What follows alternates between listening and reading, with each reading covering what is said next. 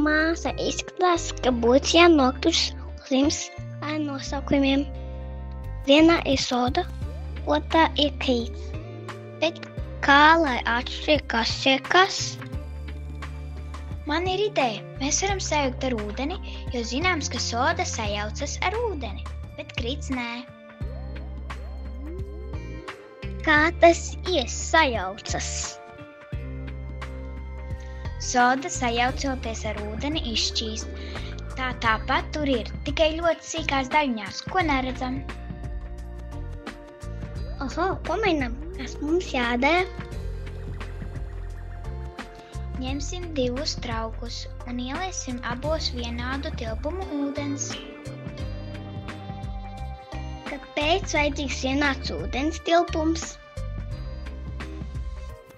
Lai varam salīdzināt, citādi ūdens varētu ietekmēt eksperimentu.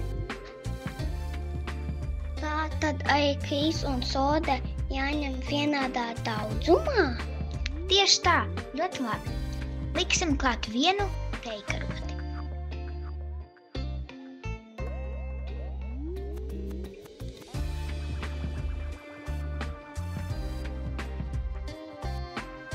Tagad samaisām.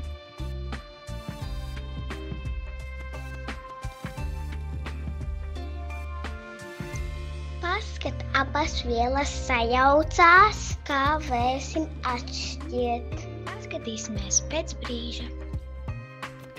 Krīts ir glāzes apakšā, bet sodu nevar redzēt. Pareizi, mums izdevās. Kas notiks, ja ar ūdeni sajauks šķidras ziepes un eļļu?